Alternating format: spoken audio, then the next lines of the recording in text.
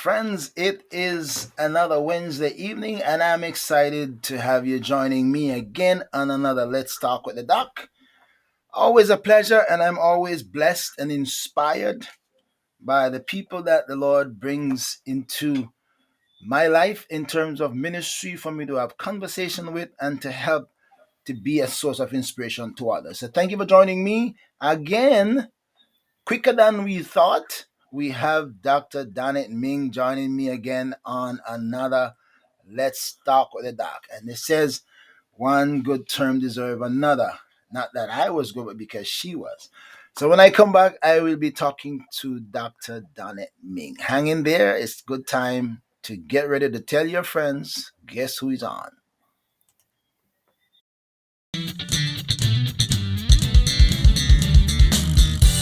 ORB Ministry presents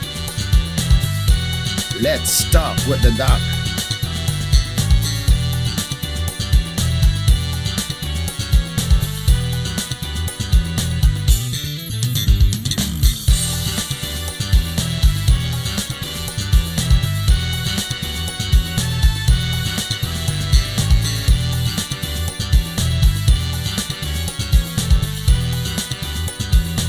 Grace Without Borders podcast.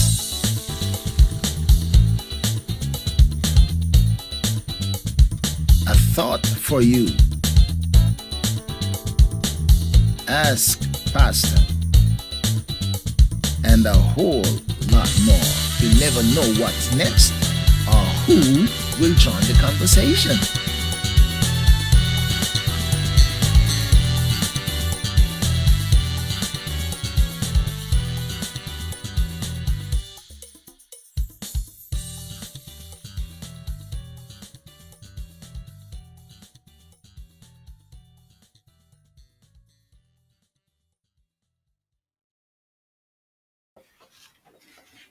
All right. I have with me Dr. Danette Ming is in the house with the doc on this Wednesday evening, and I'm excited to have her. Dr. Ming, welcome back to Let's Talk with the Doc. Thank you, Dr. Beckford. Good evening, and good evening to the audience tonight. Good to have you. They're just going to be trickling in little by little, but I can't wait to see where we're going to go this time with our conversation. Tell me, how has it been for you since we were here the last time? What has it been like for you since we spent a long time together? And what has it been like for you? It's been great. It was a great experience to be on in what was that, March? Almost a month ago. Sooner than I thought, though, to be back. Yeah, they said, the fierce urgency of now. So, that one so good that people were like, okay, you got to schedule another one. So I would imagine that some people are going to be coming on to look for Dr. Ming back on Let's Talk with the Doc tonight. So I can't wait to see where we're going to go with our conversation. So how has your day been today? Busy, but a productive day. Every day is different, so but it was a good day. All right, a good day. And are you ready for what we're going to be talking about? Are you ready?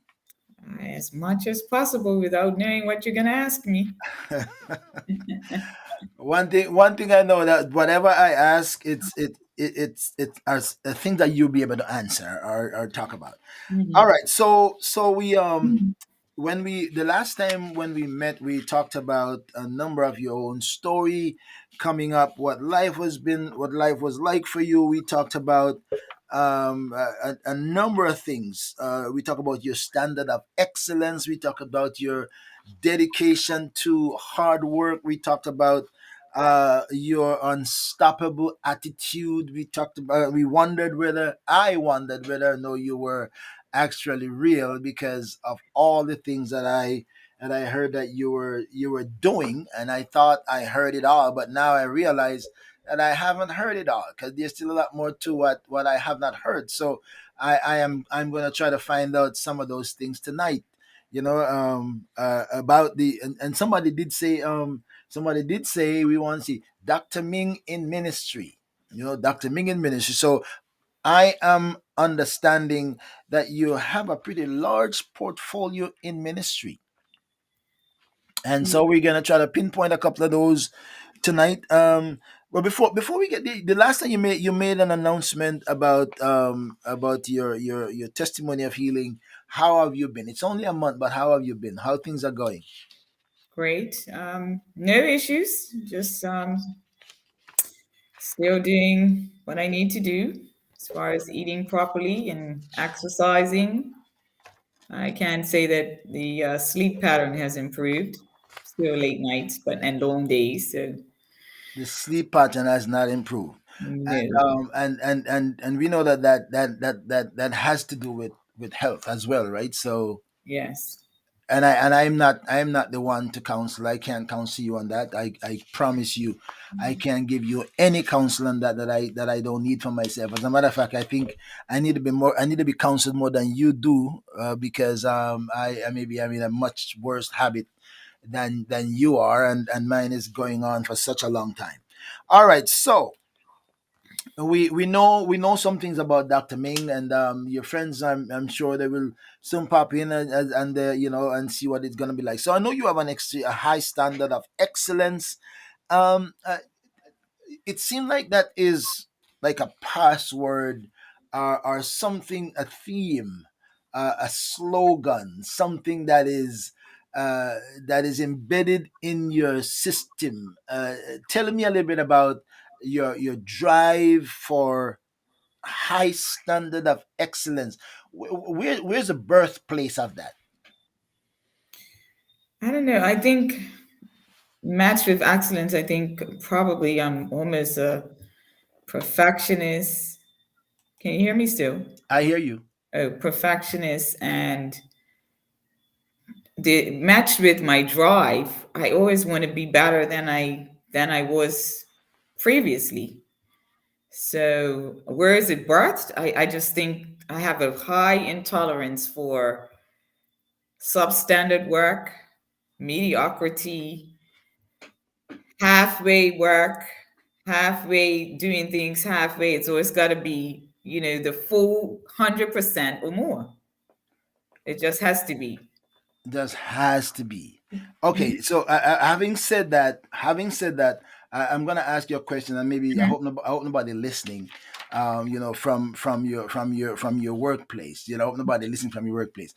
What what do you hear? What do you hear that people don't know you hear about what they think about your standard of excellence, and how, or maybe hard or inflexible, if I could use that.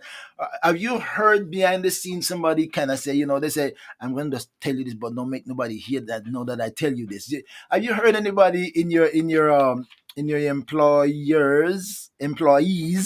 employees saying, or your staff for that matter, say, yeah, boy, she's tough. She's hard to please. It's hard to meet the standard. They say I'm tough. I don't know. I don't know if I've heard them say it's difficult to meet the standard because I do. I can be flexible with my team, and I do assist with. While I don't micromanage, I do coaching or on the job training, and will allow work shadowing. So it's not difficult. It's just that they know that the standard is high. They do call me tough, though. They do call me tough. They Yeah. I won't tell you what other The and they're not script. bad. They're not Not, bad. not, They no, they the think that descriptive word. I've been called Hitler, Oh, wow. and yeah, so they think I'm tough. Okay. All right. Yeah. So and as I said, I'm trying to figure at what point did Danette say, you know at what point you made that discovery of your own self, for because first of all, I think you have to require it of yourself, Hmm. and Well, it was required. I think it was required of before me right, before. So remember, exactly. we talked about my mother, right? So Okay. I think when you asked about what's the birthing place of it, I think from my mother more so, who was very intolerant of just doing things halfway and not being organized and not giving your best and 100%. So I think I would say I got it from my mother. Okay, so So, that grew in you, that grew in your system, mhm. requiring excellence, that grows in you. All right. So okay, so um, those around you are challenged. Yes, I think so. Have you and I'm just asking the question here. Mhm. Have you seen growth and maturity are change in people because they know that if I don't meet this, for example, people used to be a little sloppy, staff say, yeah, they used to take it for granted, but they have made dramatic change because they know that it's not going to be accepted if it's less than excellent. Yeah, I have of my staff, and I think more than um, improving based on my toughness, they have improved because they want to be better. They've embraced it themselves, and I think that's more positive, or more noteworthy than just saying I'm doing it because Dr. Ming is tough. So they've taken it on, and because that's the standard that I set. And why would you be? I have conversations with some of my team. Why would you be less than you can be? And so to take it on, and then to find that it works, so you achieve, and you have a level of self satisfaction. It's not self glorification or self conceit, but just self satisfaction that at the end of the day you've given your best, or more than your best, but you did it because you wanted to do it. So I've So my seen. Okay, so my last question, my last question on that is: has anybody ever come to you and said, "Thank you, because if you weren't as tough as you were or as you are, I would not have succeeded and become who I am." Yes, few of my staff, and then I also have colleagues as well, who look to me for guidance and advice, and they too know that I'm tough. I guess I'm probably deemed as a no nonsense person, and one of the descriptions in government of me is you may not like the answer I give, but you'll know it's the truth, and you'll know that it's honest. So. All right, all right, all right. I'm gonna take that. And I'm not gonna say I'm glad I'm not one of your staff. I'm not gonna say that because I like excellence too. So I strive for that if I can achieve it. Sometimes it might not be achievable, but I strive for that too. All Mhm. right, so now we are here in, and having said that, we know that you disdain mediocrity. We see that here, and you're often regarded as an overachiever. Tell me one thing, whether it is somebody say that about you or you feel it about yourself, that you are an overachiever. Is there something you can pinpoint and say, yeah, that may be, boy, that's a great achievement, and that maybe surprise me or surprise others? I can't think. I think it's almost like my whole life. What can I give you as an example of being an overachiever? Um, Academically, the dual master's degree. I mean, one individual said to me, "Well, you just need to pick one, and either human resources or management." And basically, their view was one would be better, one of the two would be better. They both are in the business arena, so you only need to do one. And I decided no, I wanted to do two, and decided that I would pursue both at the same time. So I Okay. think that's an example of being an overachiever. But in just about everything that I do, I think that description of myself would be I usually don't refuse tasks or taking on more. I just keep saying yes and get it done. So.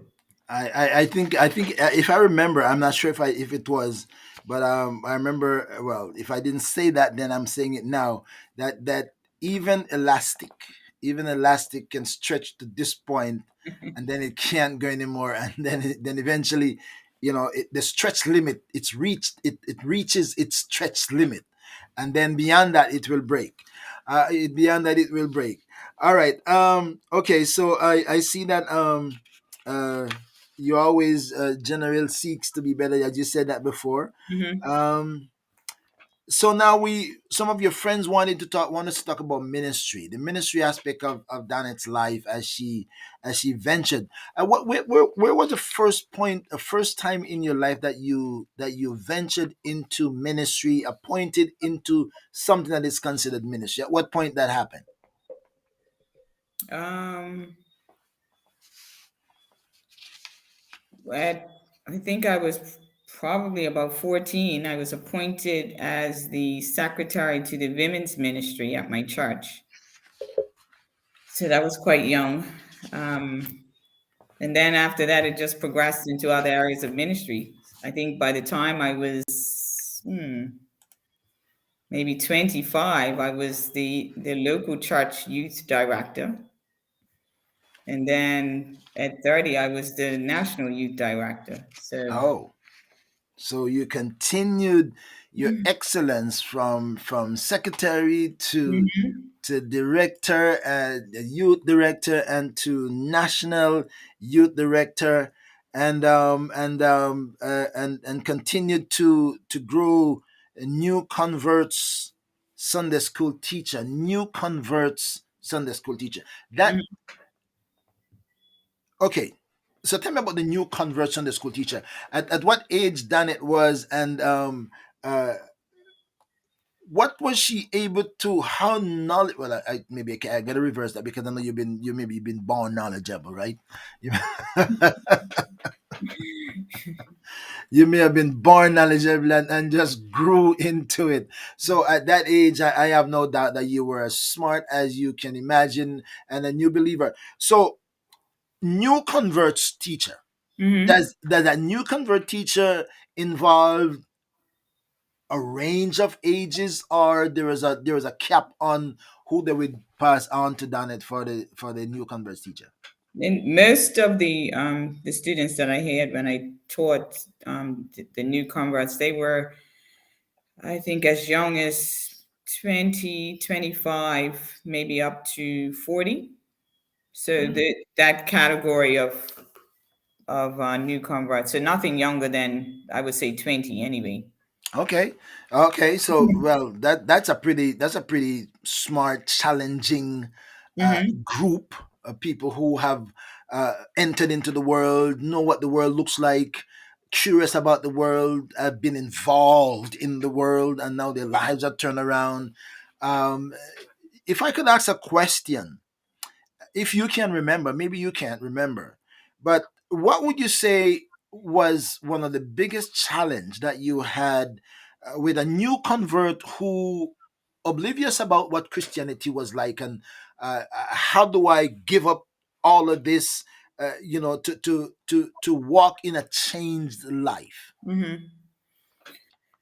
And you asked me what was the What would biggest. you say is one instant you can remember that it was difficult for somebody, although I become a Christian, it was difficult for me to let go of the things, about the song man talks about the vain things that charms me most, I Mhm. sacrifice them. Uh, can you recall something that was so difficult for somebody that they maybe wouldn't want to let go?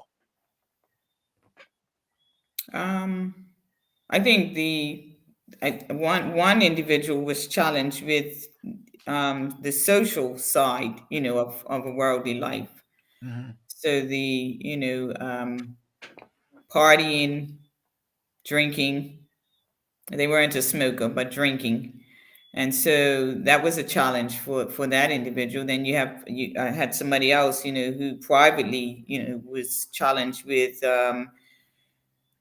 intimacy, sexual um, vices, if we might say. And so, it's a course action. But I think you touched on it. It's giving up, the worldly life for the way of being a Christian.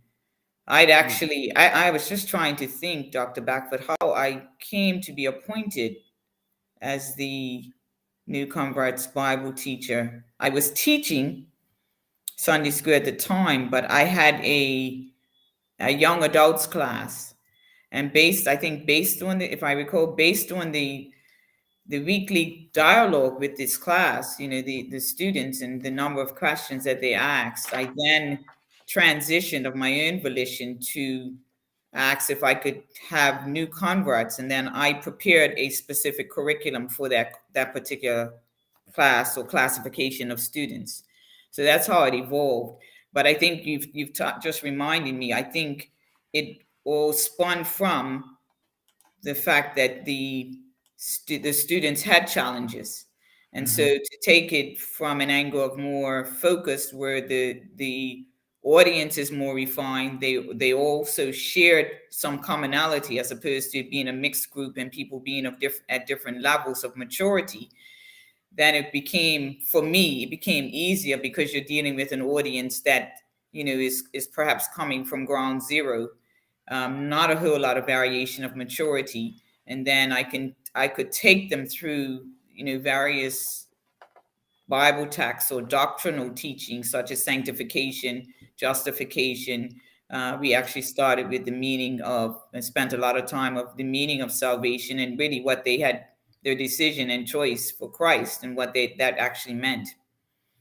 And so, but you're right. You've touched on an area where those are the challenges that new converts actually face. So it was great to be able to walk them through and understand fully, what they were experiencing. And I think people, um, who come from the world, they are looking for persons to listen, Hmm. listen first, and rather than making assumptions and figure that they're at one place and they're not, and understanding the emotive side as well, because we can't gloss over and say now you're in Christ and so all things spiritual. Individuals have emotions that they're also struggling and challenged with. That's a good answer, and good response. And the reason why I asked the question is because that the age group that you suggested was a prime age of difficulty, Mm-hmm. a prime age of difficulty.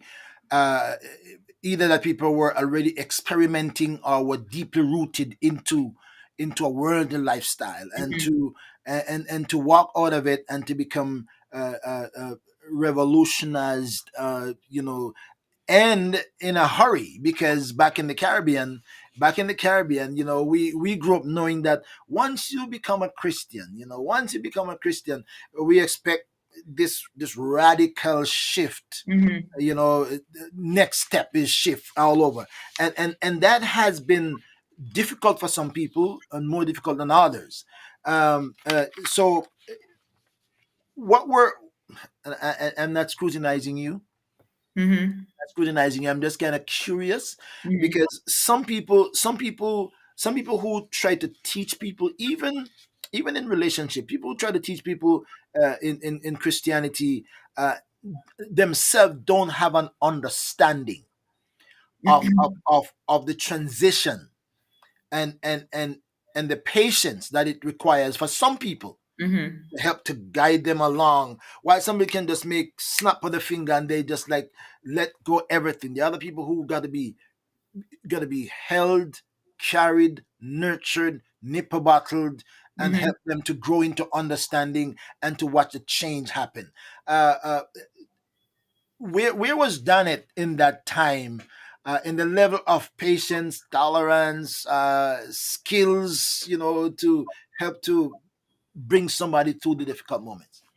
Well, I think one of the things, when as a teacher, um, and I do it, I do it at work as well, is to make the the students understand the excitement of the word. Then that's I mean, I think that was a key step, because again, persons who, as you said, they've lived a life and they're coming in, they don't understand the Bible.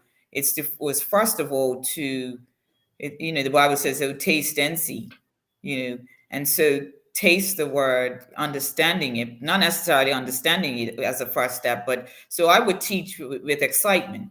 And we would, the mandate was to come with your Bible. I'm not teaching you from my Bible or from my notes, and you're just sitting there looking at me. So we actually traveled through script from one scripture to the other.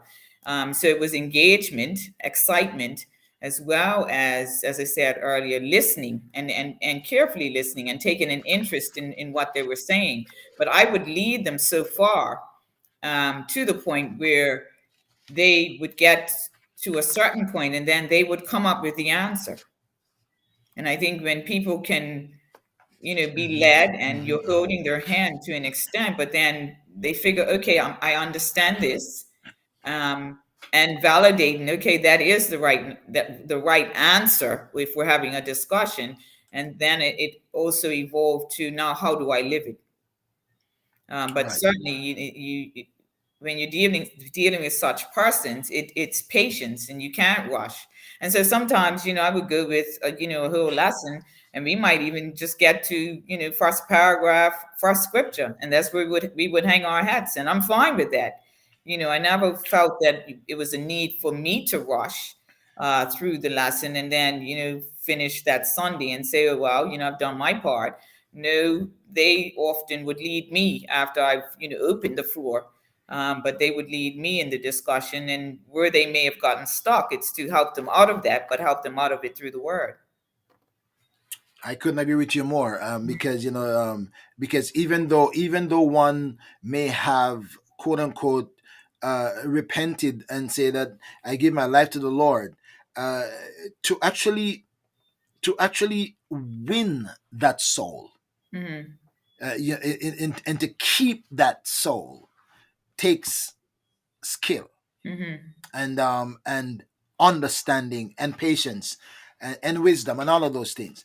So blessings to you, and keep up the good work. So you moved up from that, uh you move up from that, and you move up into adult. So she just keep on climbing. Now she's climbing from level to level, climbing from level to level. So now she's the she's proven herself that she's got the level of understanding.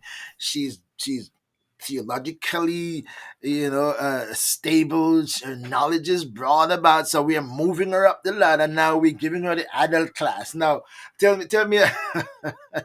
See that little cynic shake. So so tell me about the process of the development and the growth as she excel. Local youth director to national youth director, new converts to adult.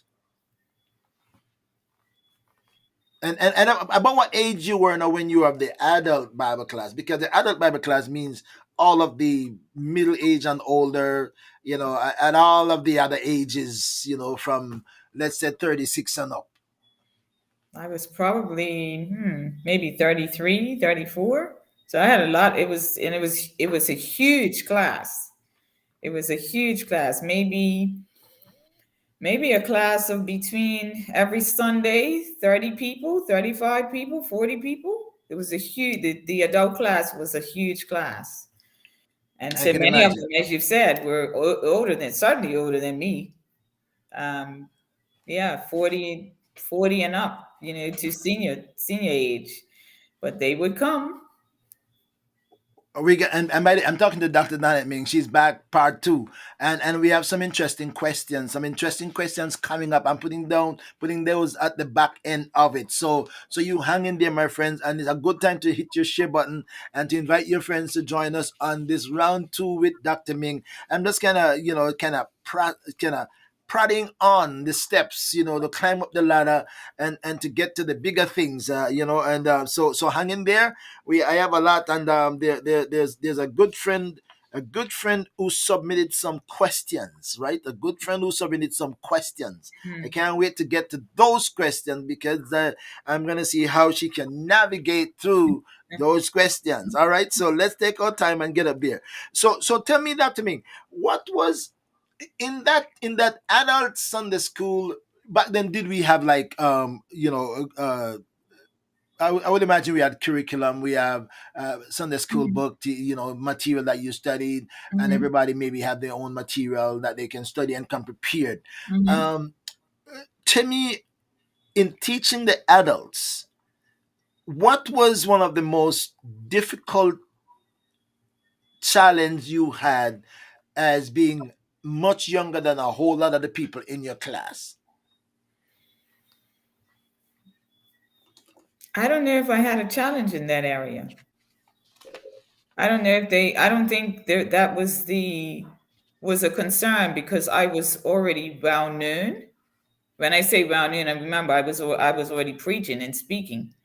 So I did not. They knew me, so they knew what caliber of person I was, and age wasn't the issue. I think I was more intimidated, going to this class, moving from, as you said, from the new converts class to the, and I cannot tell you how that happened, but I know it was a sad day for the new converts and myself, and some of them were not so sad because they also transitioned to the adult class.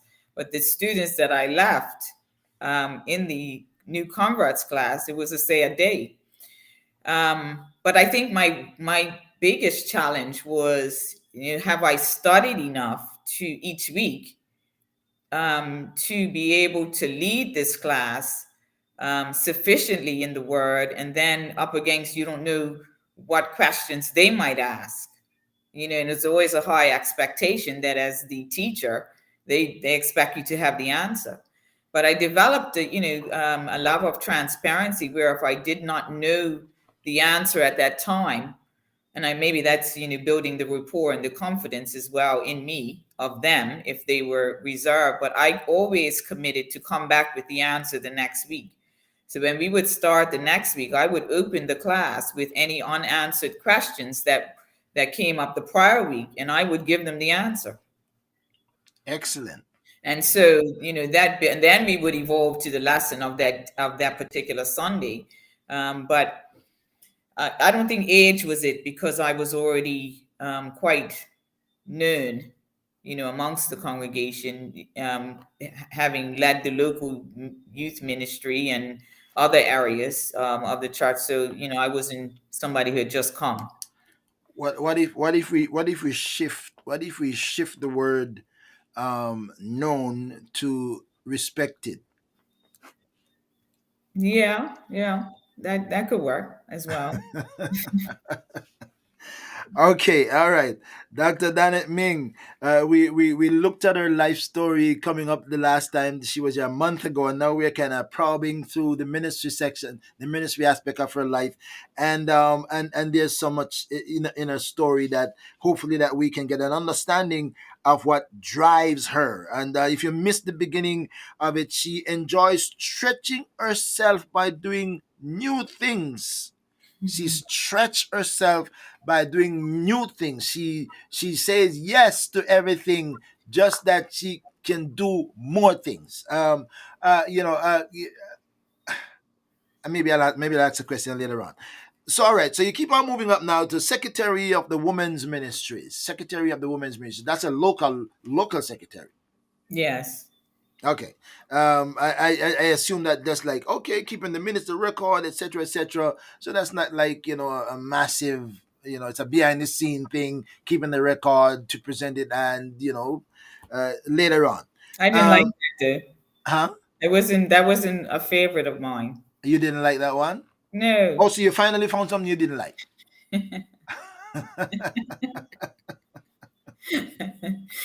No, I'm not a secretary. You're not a Now, remember, I was quite young, so it was developmental. But I knew from that I'm not anybody's secretary to be sitting and listening attentively, because my mind's always racing, right? So I would miss information. It was awful. Sorry, it was awful. Is it, is So I had anybody is the person who appointed you to secretary, is the person still alive? Yes, yes, yes. My mentor, my former pastor, that Oh, really. your former pastor Yes, did that, yes. and So she had no clue how terrified you were at that. she had no clue, and I dared not tell her because it would not have made a difference. Okay, so I guess this Velma is responding to her mom, my mother on my wife's side over here. So I guess some relational thing is happening over there. So, all right, all right, okay, all right. So so one of the reason why you didn't like it is because it's too steady, too stable, too narrow in thinking. Yeah, no, yeah, too narrow in thinking, meaning you had to be focused to Yeah, take notes. okay, I got to pay attention to this. I can't keep on exploring my mind can't keep going because I have to narrow it down to this. Okay, what did they say? Okay, keep the record, yeah. So that, what fascinated me a while ago, you said, I don't want to be anybody's secretary. I heard, I heard that. I don't want to be anybody's secretary. It's not made for everybody, and it just wasn't made for me. So I had to develop in that area because that was a development disciplinary track for me, in that I had to. So I would immediately do the actual typing of the minutes right after when I would get home, because it couldn't be any delay because I didn't enjoy it. And so when you don't enjoy something, and I think this is a natural occurrence for people, if you don't enjoy it, then it becomes a drudgery. So I had to beat the drudgery and do the minutes immediately so that I could get that out of the way and wait for the next meeting. But it was not something in ministry that I enjoyed, because I didn't feel that and it wasn't that I wasn't good at it. It's just I was not called to that. I'm gonna take it. I'm gonna take Uh, it. I'm gonna take it. And I hope. Well, I don't think anybody is gonna even attempt that now. Not in this time in your life, to even think of you being secretary for anything. And I hope anybody here listening now say you don't even mention it. Don't even mention it because she's not gonna have it. mhm. All right. So talking to Dr. Danette Ming. If you're just joining us, it's time to hit your share button. Invite your friends. Let's join together because I said there's some question coming. And by the way, I'm gonna throw this out. If you have a question, if you have a question for Dr. Ming later on, don't be afraid to ask it. Right? Don't be afraid to ask it. I'm throwing it out there. Don't be afraid to ask her a question, whether in the academical aspect of her life or profession or in the ministry. Bible. She's been teaching Bible from she was a young child, so she had to have some biblical knowledge too. So hey, throw it out there. Let's see. All right, we have Dr. Ming here. All right, um, evangelism team member, evangelism. So outreach effort. Evangelism, reach the world. Tell me about the evangelism part of it. Do you like evangelism or what? No, I like evangelism. I enjoyed it when I served as well, under our evangelism directors at the time. So I really enjoy that. Going out. I think there's a difference between evangelism and outreach, and I think more often than not, we probably do outreach and we think it's evangelism. So, All right. So give me a differentiation of your perspective on well, yeah, outreach and I think, evangelism. well, for me, outreach seems to be more in reach, where people are coming to us. And we, may have a program, and sometimes we're not so conscious of the fact that, hey, everybody that's in attendance is everybody who comes to the church. So we're singing to the choir. Yes. Whereas evangelism is that going out and, Get out of the yeah. borders. Hmm. All right, and that is what you like. Not the outreach. You like, and you know what? I think we turn in reach into outreach, Exactly. And I right? don't So mind, I don't mind outreach, but I don't like it under the umbrella of calling it evangelism. right, okay. So I think evangelism is outreach. I Mm-hmm. think I think what we Yeah. call outreach is more Yeah. like an inreach because if we are Yeah. singing to the choir and people who are already here, then that's not an outreach. It's Mm-hmm. accommodation, accommodating and make everybody happy in the circle, Mm-hmm. right? So evangelism outreach is getting out and to reach out by the highways, the edges, and where people are, go find them. And Mm-hmm. that's where I think outreach really, and outreach should be geared towards sinners. people Hmm. in the community who are not part of our group. Right. All right, now I got a little shock on this one. I got a little shock, and I shouldn't be shocked. I shouldn't be shocked because I don't really know you. I know your story, but I shouldn't be shocked. But I was kind of a little shocked when I saw that, right? And I got a little and I got double shocked later on after I looked further. So my first shock was that you were choir directors, and I said, oh wow, Hmm. she's choir directors. That means she can sing. Hmm. I haven't sung for a while, but I can. Oh. And yeah, you got to tell them your other shock. I'm sure I can guess what that is. Not really. No, the other shock is that did I see that I saw, yeah, that you're a praise and worship leader. So Hmm. then if I thought you could sing, because the choir director Yep. doesn't necessarily have to be able to sing if he or she knows music and has a good ear. Hmm. You can you can be a choir director if you know music, you have a good ear, and you can know when it strikes up. But then again, you might need to help somebody to get the do re mi fa sol la ti do. So you need to have made some tuning yourself. But then to become a Hmm. worship praise and worship leader, that tells me, yeah, that is not average. That is not average. All right. Did you like being a choir director, and what's fascinating about choir director, and what did you sing in the choir? I no, I actually did the choir directing that I did was an interim. Unfortunately, somebody left, and again, I got dropped into that. But I enjoyed it. I enjoyed it. But all along, I was already doing praise and worship. And if you think Okay. back, praise and worship back then was one person doing praise and worship, not moderating, and then you got a praise team like we have today, right? So it's quite different. And I think also that's where notwithstanding, singing, but the strength of leadership also came. Okay. Because you're kind of the person. Well, back then you were the person. You're connecting the parts to the service. You're preparing for the message if it's coming after that. So it was setting that stage.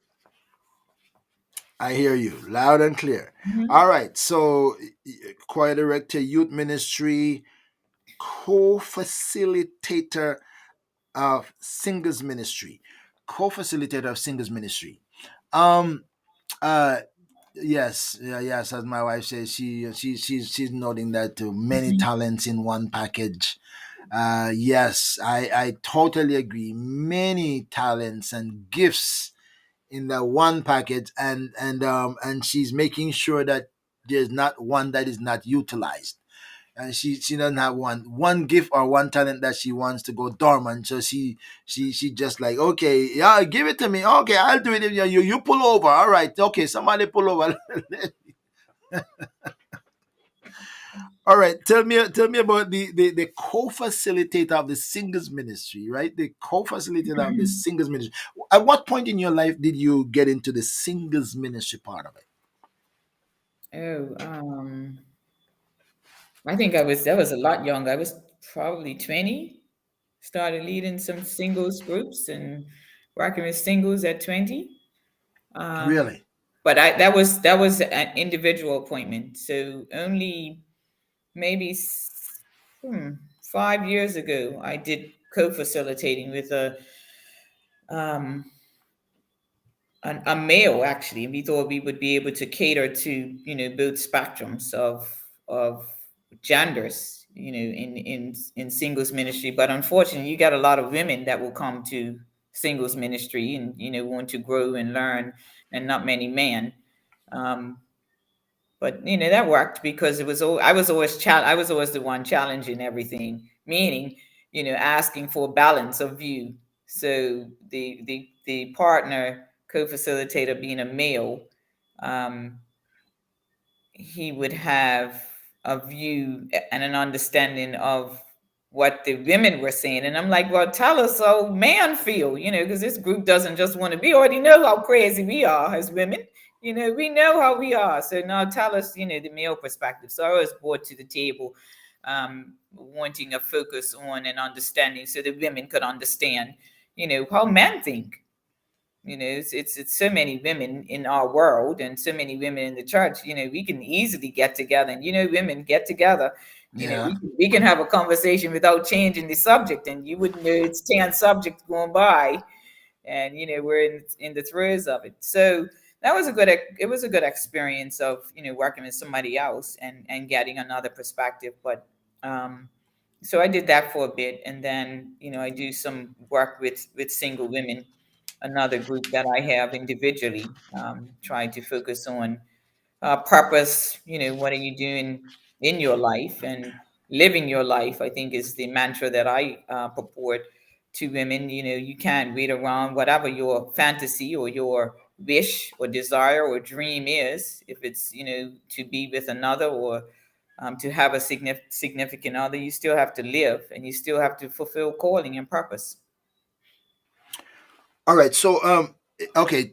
So tell me, other than being single, Hmm. what's the driving force? What triggered? What stimulates? What inspires? Motivated Hmm. uh, uh, you to, okay, I want to, is that something that you wanted to do or something that you're asked to do in terms of singles ministry facilitator?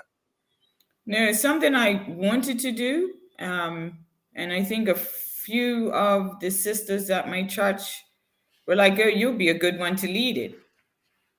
And so I was a bit hesitant because of, I've attended singles meetings and ministries. And to be quite honest, some of the conversation was just not of interest to me. Like I said, if you're focusing on how am I going to find a man? If it's women, then I'm not interested in, because I can't help you. I just think it's so much more to life. So I decided, okay, we'll frame up something, but here are the rules. We're going to talk about things that are more meaningful, that we can achieve. Things that are within our control as women. Well, as I said, predominantly the group ended up being women, but what's within our control, rather than dealing with fantasy or something. You could be misdirected in a desire. You could be misdirected in a person that you may be Mhm. even looking toward. But how do you know that if you don't know purpose? So once you know purpose for your life, and calling, then you can't go wrong, and you know how to strip away and ignore, and you know who to let into your life. So if your reason, if your passion or your desire, your focus, maybe that's a good word. If Hmm. your focus is how can I find a man because it's a woman group, then maybe singles ministry is not where you really want to, where is not designed, because that's not what single ministry is designed to do. Is to say, how can you value yourself, because what are the chances that you might not, and if you Hmm. did not, how Hmm. do you navigate or survive or make yourself worth? You talk about purpose as you say that, so Right. Hmm. that's a good way to change the focus, because the fantasy, as you say, could be like, okay, I'm pining for something to happen, and then the question is, what if? Right. So one I can let me just add to the discussion here is we did a book study. I can't remember the authors, but you can look it up if you want. It's a book titled How People Grow. And it deals with, while it deals with relationships, and in some cases, man to woman, woman to man, it talks about it in the book. It talks about maturity. It talks about growth. It talks about seeking first the kingdom of God and his righteousness. And so when you're on that path, as I say, a purpose, calling, understanding, seeking the kingdom of God, and then all other things fall into place, it certainly sent a message of redirecting individuals' focus. And as I said, if you can, and it also built Dr. Beckford, the call to individuals to be satisfied with your life. I find that, there are many women who are unhappy with who they are. They don't love Mhm. themselves. They look in the mirror, they don't love themselves because maybe somebody never told them that they were beautiful. Maybe somebody never told them that they genuinely love them. And so, my I think I've taken it on personally is to help women to really believe in themselves, to love themselves, particularly if you're a Christian woman, and to Mhm. know that you are more than you think you are. You're more than listening to the voices of others in the outside world. If you can validate yourself, and that's validation without being proud and arrogant and self-conceited, but if you can validate yourself to a level of confidence that pushes you and drives you to be more than you were yesterday, more than your upbringing, more than your negative family history, then I think that's the track that I like to see women on. Right, great thought. I was trying to remember one of my thoughts that I wrote, and I said you have to first have confidence in yourself. You have to, and I think my thought is define yourself. I Mm-hmm. think that define yourself, because if you don't define yourself, others will Others define you, will. Mm-hmm. and you might not like their definition of you, and then eventually, because you have not defined yourself, eventually what people define you to be, you sometimes psychologically you begin to become that thing, because you have not defined yourself and make yourself stand out, so you know who you are. That means no matter what anybody say, I have already determined me. So I Mm-hmm. think something to that effect, that what you were saying there. Yes. All right, great. Talking to Dr. Danette Ming, live from Bermuda. And she's on the second turn in a month, so it must have been good. I got some questions for her coming up later on. I got to come some questions for her, and I hope you are here. Invite your friends, because she's going to respond to that. And don't forget, I say, if you have any questions, and if you have it in, whether it's in, maybe because she goes back, she might not want to discuss her job here, and you might not be planning to go to Bermuda to find residency, so you might not ask anything about immigration and stuff like that. But that's her field of profession. All right, okay, all right. Dr. Ming, she was also a coordinator pastoral anniversary committee. Mm-hmm. Is that for the whole island of Bermuda, or a local church, or the Caribbean? What was that? Local church. Local church. Yeah. The pastor that I had that was my mentor that we talked about last time, Dr. Tuzo. Hmm. She, I think it was her 20th pastoral anniversary. So I actually led the coordination activities. We did a journal that I did a lot of writing for, worked with the designer, to put the journal together, congratulatory greetings, but photo shoot, coordinated a photo shoot with all the leaders and the pastor, so to get sponsorship for advertisements in the program, assisted with coordinating the service, participants, writing letters for invitation, letters of thank you, all of that. Okay. All right, Hmm. all right. I've got to go. I got to go back a little, because my wife made a statement here, which I think is a very important statement. I'd like you to piggyback on that, because that's such a relevant point. So many women who do not love themselves. This is why they settle for anything. Sometimes. Hmm. What would you say on that? Is that self-esteem problem? Haven't been told I love you, I never experienced love. um, uh, what do you find? um, is it sometimes home circles, family dynamics? What are some of the things that that you hear from some people, why they do not love themselves or have confidence in themselves? Yeah, I think it's what we touched on a few minutes ago. Some people, some women having had in their formative years, nobody validated them. Nobody told them that they loved them. They perhaps I've heard women say, all I was told, were things of the negative. You'll never become anything. If it was mother, father, maybe out of wedlock or divorce, you're like your father, and they heard the negativity, and so they never would look at themselves in a positive light, just as you said, being defined by somebody else, and that's what they took on, that's all they knew, and because that's all they knew, that's what they believed. And I think your wife is correct that if you have that mindset, then anything and anyone who comes along, you just settle for. It's almost like, well, if this is the best that I can get, and it may be an inch above what you were told in your formative years, it looks better than what I was told, and so that's what you settle for. Amen. Amen. Amen. Hmm.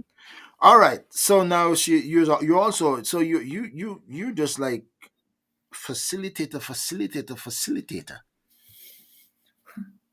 What does not Danette facilitate? Maybe a men's ministry No, yeah, or that's the only area I haven't been. I've actually spoken on men's days, but I've not functioned in man's ministry, but I have been invited and spoken to men. I've done a few men's days, like Oh they have wow. women's days. Well, I've done a few men's days. Wow. Wow. All right. All right. Facilitator for conference workshops, women's singles and leadership.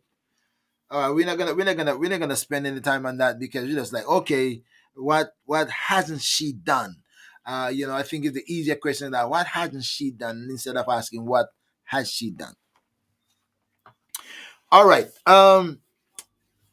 We know that you're in the. Let me see what I where do I go on it, not to get off too fast. So she okay. So in spite of all of that, I noticed that they say she moderates panel discussion. She is a husher. Where haven't you worked in the church? Just men. You haven't worked as a man. That's exactly. Just in the men's ministry, I think. Just men's ministry, I think. Wow. That's it. I've cleaned the church. I've vacuumed. I've cleaned bathrooms. I've been on the committee for opening the church, I was closing just the I was church, just about I was just about getting to that clean closing church the thing church. open. Yep, Wow. cleaning the church. It's nothing's too hard. Nothing is too beyond me. All right. All right. All right. If there's something to do, she does it. Since June 2019, you hosted and I pinpointed this because I wanted to hear a little bit more about this. You have hosted a philanthropic initiative called Happy Feet. Hmm. Tell us about this philanthropic Happy Feet initiative that you have hosted. What it entails and duration. Uh, Tell me more about that. Well, I have to preface that with the fact that I love shoes. Okay. I love shoes. Okay. Okay. I'm not gonna ask any more about that. Uh, So, you know how men love ties? Well, I love shoes. Yours truly, my wife will tell you that, and I won't talk about how many ties I have unless you tell me how many shoes you have. But so we won't go there. We leave those with unanswered questions. And so I wanted to, I just, you got, well, let me just say, I won't Oh, say, somebody just asked a question there. Is no, Dr. Ming shoot, married or shoot, shoot. plan on getting married soon? Now that's a question that somebody pops in there. Before we get to the question section, but since as a person asked it, I'm gonna leave that to you whether you want to answer that, you want to pass it, or put it on table it for the next time. Oh my goodness, I got to do it next time? I'm just saying. I'm kidding. I mean, whenever you want to go to questions, then I'll answer the questions as best I can. Okay, so you want us to put that one down for question section? Yeah, you can. You can. Okay. That's early. Gee, that popped out of nowhere. Um, so I won the philanthropic happy feet. So because I love shoes, and I was looking for some means of giving back to my community, but it for me it always has to be uncomplicated. I'll put it that way. And so it had to be something that was going to be within my control, um, not answerable to any protocols or systems or a charity. It probably can be the better way of saying this. And so I decided that I wanted to um, provide school shoes for children. I also was looking for something that was innovative and different. Here in Bermuda, we have various groups who provide school supplies annually for children. Anything from school uniforms Mm-hmm. to um, books to notepads, pencils. Even we also have one entity that makes provision for barbers and hairstylists to get together on a given day, normally the day before school, and they will have children can go and get free haircuts, free young girls can get free hairstyle when they're prepared for school. But it occurred to me that none of these entities do anything for shoes. So, school sneakers or school shoes. And so I said, wow, that's the idea I want, matched with my, fetish for shoes. And so I adopted a primary school, and the graduating class that will transition to middle school, they the parents get to buy shoes for their child at any cost. And the only thing they need to do with me, so I would send out a letter to all the graduates of that particular final year in primary school. Mm-hmm. And the letter gives details, congratulating the student and the parents for the accomplishment of the child. And then it gives the criteria for participating in this program called Happy Feet. And the essence of Happy Feet is to improve the appearance and the attitude of the child. So I think Wow. if you have new school shoes, going to school, which is very customary here in Bermuda, then you're kind of saying something, right? And so it was it's developmental. Like, you should feel really good on your first day of school. You've got new school shoes. It should change and reform your attitude. And so I would write a personal note, to the parents and give the instructions. And the only thing they needed to do was to provide me with a copy of the receipt and a picture of the school shoes. So they would send that by email, and then I would write back to them, and then we would agree the form of payment reimbursement that they would want. So normally it's just providing me with their bank account, and I'll do the transfer, and they're good to go. Wow.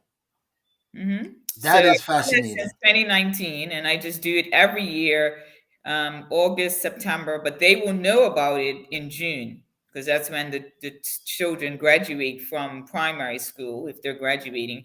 So by the end of June, they have their instructions throughout the summer or whenever they go and buy the school shoes, and normally up until September, Labor Day.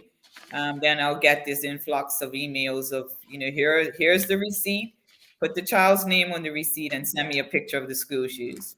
And that's it. So Dr. Ming's desire, love, passion for shoes drives her to an initiative that is called Happy Feet. And so she extended to school that you can get your daughter. That was just daughter or sons, or just it was Both, girls only. both. Boys or Both, girls. boys or girls. All right. Kudos to you. Kudos to you. Kudos to you. unselfish, because boy can look good too, right? So kudos, I will give you kudos on that one. All right, Mhm. so you're so what I can say, shoe indulged. Yes. So shoe indulged that you want to extend it and said get a shoe at any cost. I heard that. I heard that word at any cost, Hmm. right? And you would reimburse once the protocol was being followed. Hmm.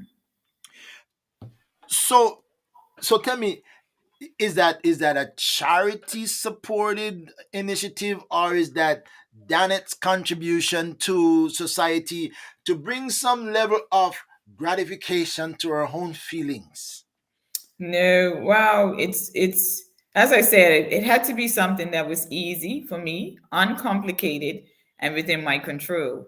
So I didn't want to be subjected to a charity status because then that comes with application, annual reporting, what's happening with your Well, funds. that's true. You did say that. You So I did say didn't want. I just didn't want all those rudiments. I can trust myself with my own finances, and so what I do with my money, is what I do with my money, and so it doesn't have any controllables from an external entity, no oversight, no checking.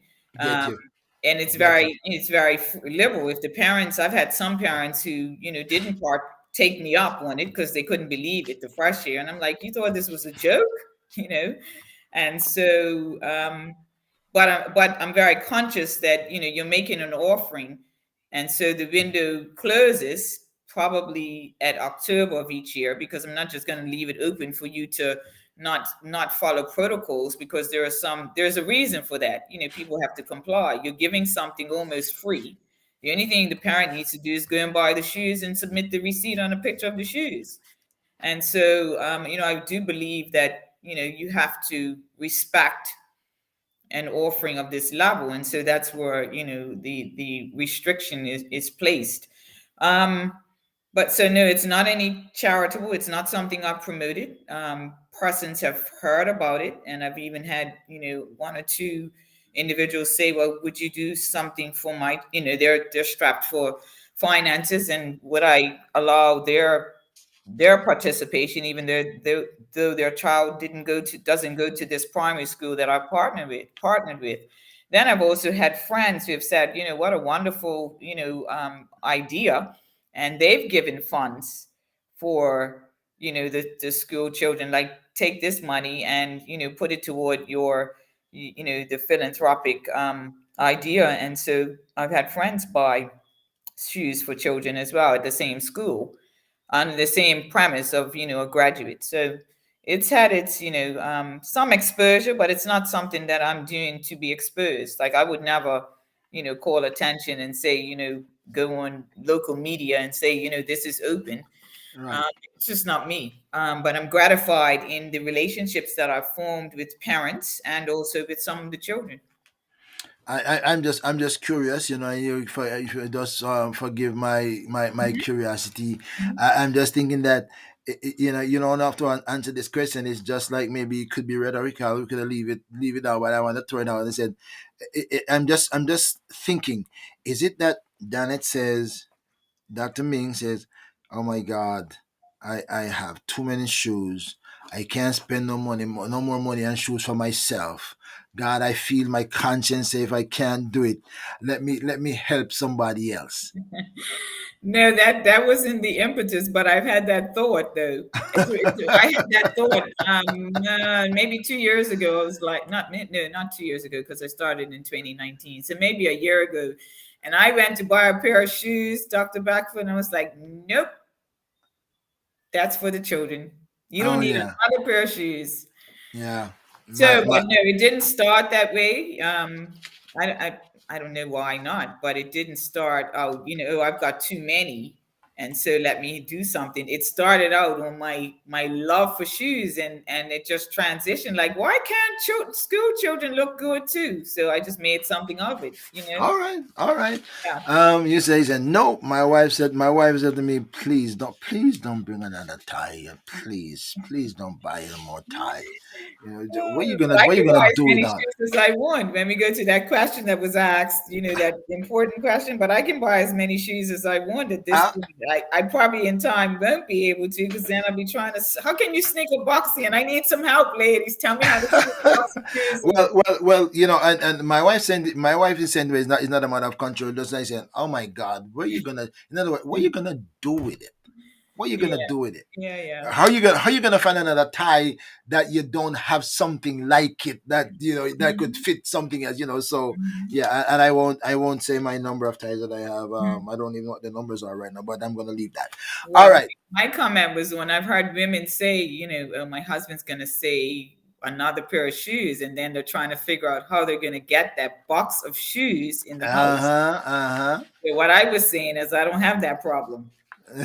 So, hmm I do see, what I want. somebody just answered. See, I do what see, I want when I want, however I want, as often as I want. All you right. see the answer, Dr. Beckford. Put See, it in your car for a while, then just put it in one day. All right. Sneak it in and they said, where did that shoes come from? I said, oh, it's been here a long time. I got the shoes a long time ago. It's just like, oh, thank you for that answer. Thank you for oh my that goodness. answer. Okay. And by the way, I must say that's one of the most fascinating stories that I've heard as a conviction for contribution, and Mm, something that really helps somebody else. mm, um that's really wonderful. That's really wonderful. And that is just really nice of you. I'm sure you made a lot of children very, very happy, mm, especially because it's not coming from the payless or the cheapest, but you mhm, say get it at any cost. mm, I'm just sure, as you said, those kids must have walked pride mhm, with pride, and as you term it, happy feet. mhm. I think it was more their hearts were happy and they look good on their feet. All right. So since June 2009, in October 2019 and July 20, she was appointed as the strategic director of Caribbean and Bermuda, respectively. The strategic director. The strategic. Tell me about the strategic director.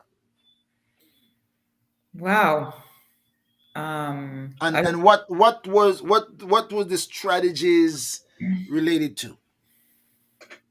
Well, it's strategies are all and sundry. But reporting to Dr. Bishop Charles, that he's a mover and a quick thinker, and so um, I did a leadership conference for him in February of 2020, just before the pandemic fully hit in Florida. But prior to that, he was in Bermuda, and we were speaking.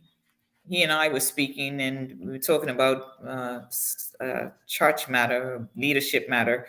And I said something, and he then inquired, "Well, what do you do? And what's your background?" And right from there, he said, "You're going to be my strategic director." Most of the work that I do, if it's not facilitating something relating to leadership, being a very quick thinker, I can I quickly think about the future and bring the future back to the present. So it's planning, but it is looking quickly at every or most obstacles and things that will prevent, in this case, the Caribbean and Bishop Charles and the leadership team from getting to where they need to be. And so I'm kind of the eyes and ears to say, do it this way. And that's matched with, an acumen for leadership. So a lot of my work deals with the leadership at the very top level in the Caribbean, the Caribbean Council, and then the administrative bishops in the region. Mhm. And then locally, it's similar because it's it's strategy again, and it's here. We've looked at putting together a strategic plan for the national level of the church, coordinating the various ministries and ensuring that their work is streamlined and focused, and there's avoidance of not much overlap and duplication, redundancy of activities and plans. So it's keeping them in their lane, but also with a focus to growth, development, expansion by souls and maturity of those who are already Christians. And I have no doubt that you do those uh, at your standard, which is nothing mediocre. If it's not excellence, if it's not of excellence and meet high standard, it doesn't fit into Dr. Ming's portfolio. Hmm. All right. So, all right. I'd love to have you working for me or with me. Just for excellence. All right. In February 2021, she started a mission work. Did we talk about the mission work when in the last time? Did we make kind of briefly make mention of that, or we just kind of suggested it? We briefly touched on it. So how is that going, and what's the embodiment of that ministry It mission is, actually? it is it's interesting. I will have to say it's really that's just another level of ministry for me that I found interesting to the extent.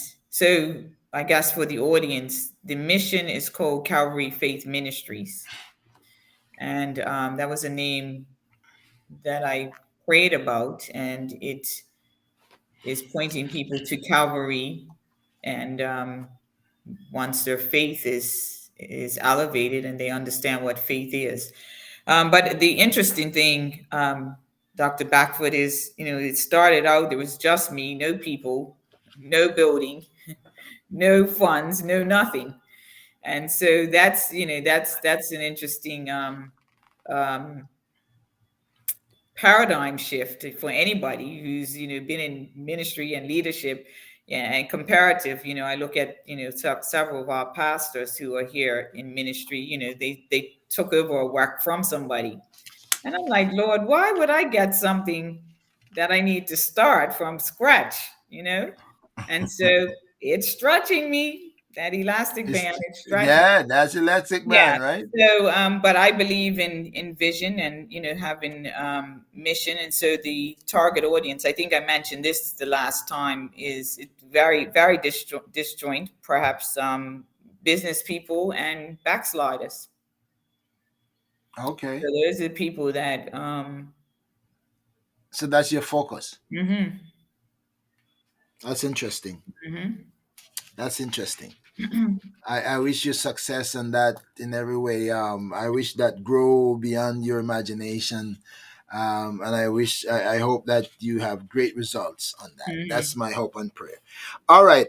Moving on, we're coming down to the questions pretty soon, to some of those questions that somebody who watched the last program or the first program wanted to ask Dr. Ming, what is her take on that. And so hang in there, my friend. If you have a question, get ready, because we're gonna put it to the doctor. The doctor, she's gonna respond.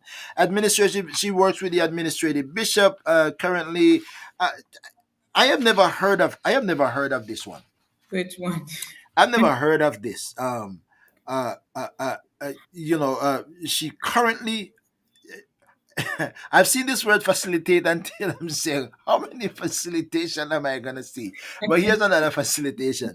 She currently facilitates PowerPoint training sessions.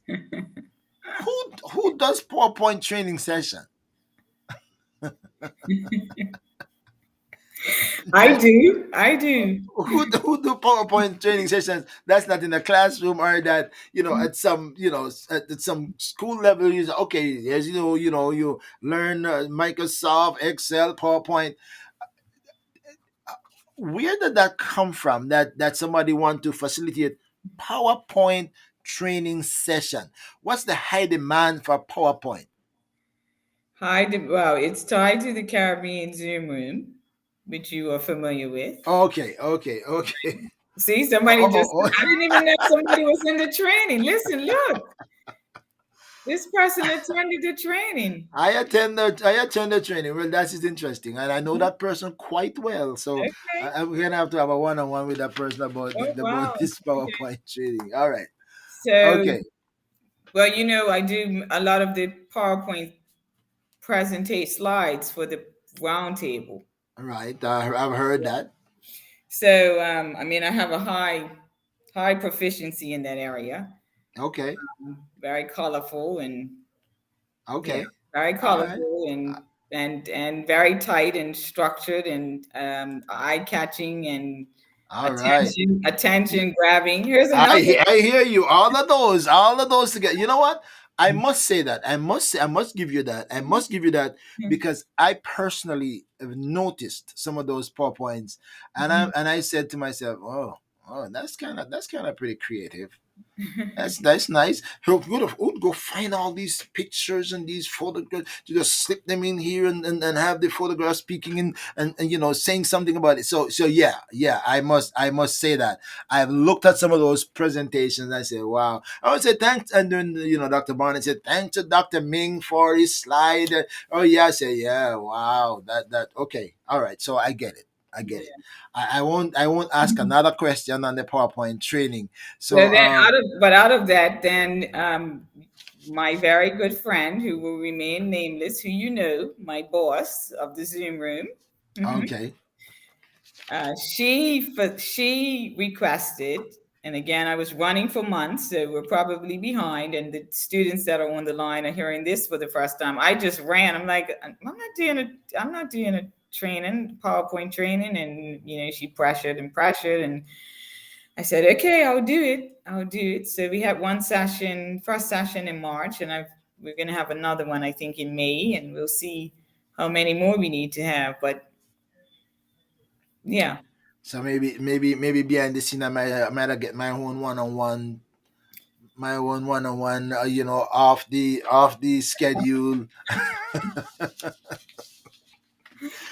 All right. Thank you. I'm talking to Dr. Ming, and she's just one incredible, incredible lady. And I don't know how she does as much, how she does so many things. And I mean, she's exceptional. Really, that's all I can say. The drive, the passion, how you even become available, how do you even find time for something else? I don't even know. I asked you the last time and I can ask it again. Does your day have more hours than the rest of us? It just doesn't make any sense. But anyway, God bless you. Her leadership focus includes strategic planning, succession planning, understanding purpose, and leadership in the church. That's a whole package by itself.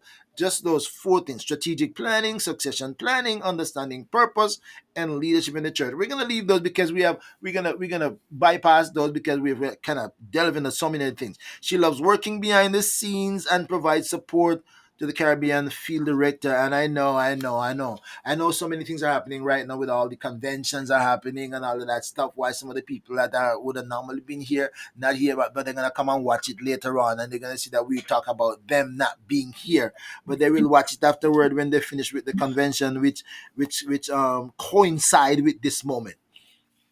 She loves working behind the scenes, support the Caribbean field director and leadership team for the coordination of the Caribbean International Prayer Movement. And we have come to know that, come to love it, including the roundtable session. And boy, we can't wait. And we're saying this loud and clear. We can't wait for Dr. Barnett to come back, Reverend Barnett, Prophetess Barnett to come back on the roundtable. If she's listening and if she just happened to tap into this, we want her to know that we are preempting her return and can't wait for it to happen. All right, so we can get back into those uh, deep things, including those beautiful slides. no pressure, no pressure. She doesn't believe she has to be seen for the presence to be known, and you're right, because yeah, a lot of times you're not seen. We don't see you, but we hear your name. A lot of times. All right. Um, the answer is in the room. All right. She often said the answer is in the room. The statement is reflective of the fact that with God's power, mankind is capable of knowing and doing more than he thinks. She recently embraced the motto, I don't want to be an ordinary servant. I want to be more. And I won't go any more into that. I won't go any more into the recent trigger and what may have triggered. All right, but one of my favorite songs. I don't want I don't want to be an ordinary servant. And I appreciate that. All right, we come to the question now.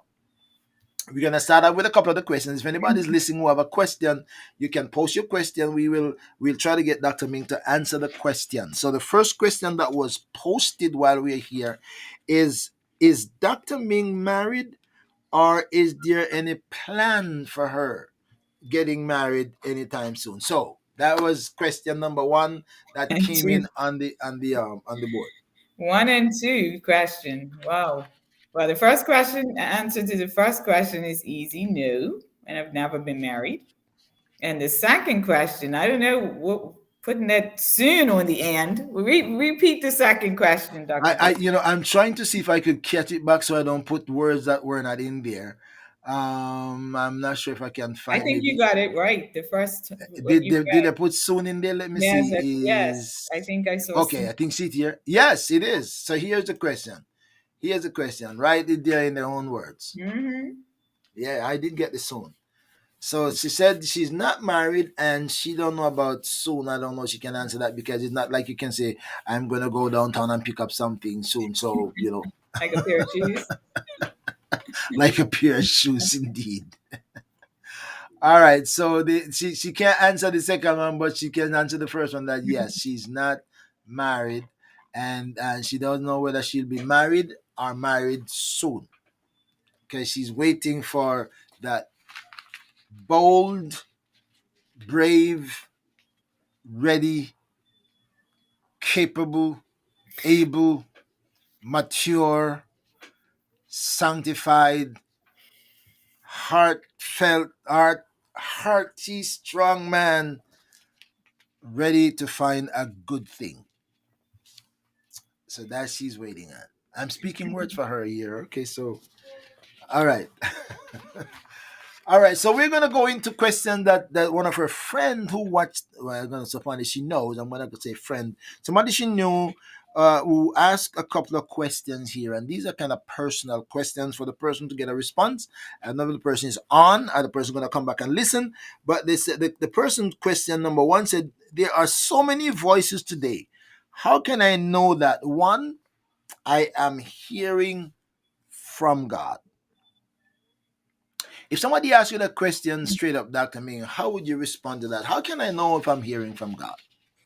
I think my first response to that would be um, it is a process of learning that you're, whether or not you're hearing from God. If we take the story of Samuel, comes to Mm, mind, it's an interesting Eli, one. right? Where Hmm. Samuel, and it doesn't matter what age one is, it's a process of familiarity, of understanding and knowing whether it's the voice of God or not. And if we even apply in the natural, we begin to learn the voice tone of another by frequently hearing that voice. If I even use the example of the Zoom room, I spoke on the Zoom room um, in March, did it with the women's conference under Lady Charles, and I went to a dinner on Monday night this week, and person I'd never met. And I said good evening at the table, and the person said to his wife, "I know that voice." And he asked his wife, whom I knew, but I'd never met the husband, and she said, "That's Dr. Ming," and he could readily correlate because he took notes, even though he wasn't, physically present. He was listening to the women's session that I was teaching because his wife was listening to it. So my point is, we in the natural we learn voice tones. We know, if I talk to you again, Dr. Beckford, I would know your voice, I'm sure, being somewhere in another For place. sure. Hmm. So we have to understand that it is a process of knowing the voice of God, but it comes from communicating with Him and allowing Him to speak, and then you become familiar. And I want to say to the person who asked that question is not to be afraid or intimidated if you make a move and you find that that was not the voice of God, because then how do you learn it? Some things if I never was sick, I would never know He's a healer, right? If I never Hmm. had a miracle that he performed, I wouldn't know that He's a miracle worker. If I never got His voice wrong or and listened to another, then I would never know the true voice. And so it's being unafraid or unintimidated by perhaps making a mistake, and following a path, and then you find out, oh, that wasn't the voice of God. And so for maybe layman's terms, it can be trial and error until you really become confident and you really begin to see results, from listening to that voice. But you'll learn that it is the voice of God. I can say that with high assurance and confidence. I would. I'm not trying to add anything, but I would also imagine that uh, depending on what the voice says, Mm-hmm.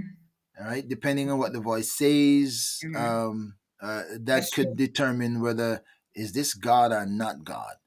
Yeah. um is am I hearing something that speaks to what I want to Mm-hmm. hear? Mm-hmm. uh am I do I have a fascination?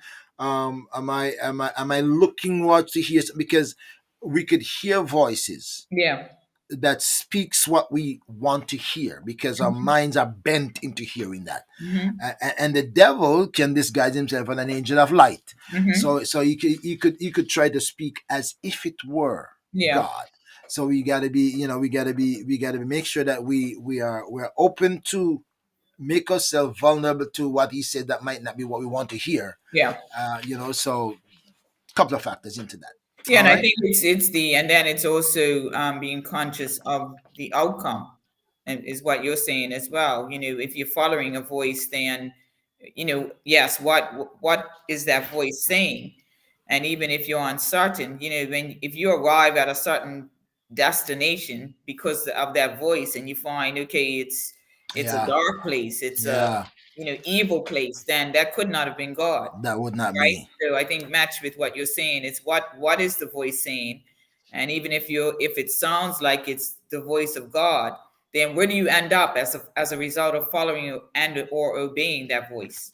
Good point. Good Yeah. point. So I Good think point. that's the follow through.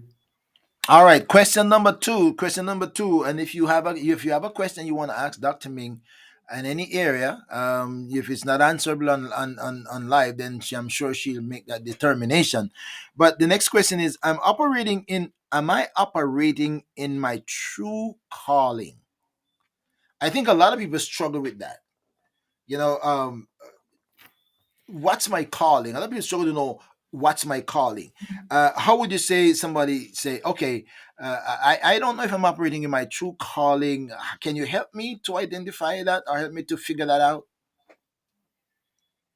Um, well, it's I guess true calling also can be matched with purpose, right? Right. Hmm. I think if in that question that person is suggesting, if I make an inference from that, is that they're doing something, let's say doing something in ministry. So to that, I would say that, is it your true calling? I think you need to assess comfortability or comfort of how you're following through on that calling. Um, is it something that you're flowing in, or is it challenging? And by challenging, I'm saying it's not forces external to you, but internally. Are you flowing in that? Are you comfortable? Do you bring already a skill and a talent that matches with what you're doing? Um, And that's probably the best way I can identify whether it's your true calling. Are you you know is it, if you've got something that you need to do, is it taking you longer than you expect? Do you have to garner a whole host of support to get this one thing done that on average should be done by one individual? Are you struggling with it? Is it really your passion? Some Hmm. people are not honest. They do things because, and they may do it well, and they may take the notifications and accolades of others, and then they're on the stage or put on this pedestal, but it's really not their true calling. And so, is there an inner fighting, or are you at peace and at ease with what you're doing, and do you enjoy what you're doing? So those are, I I, think, the I, things I that. I think that's a good answer. When we do like studying spiritual gifts, Mm-hmm, and to find out, where do you have a passion, mm-hmm, where do you find pleasure, where you find something popped up in your mind, in your spirit all the time. mm-hmm, Something is so enjoying you, wooing you. You love that. You have a desire for that, and so in that sense, you could find that that's something that is calling me. And mm-hmm, that thing that is calling me are where I find my passion, my desire, my lightness, my pleasure. And if that thing constantly there, then chances are that's something that's your calling. mm-hmm.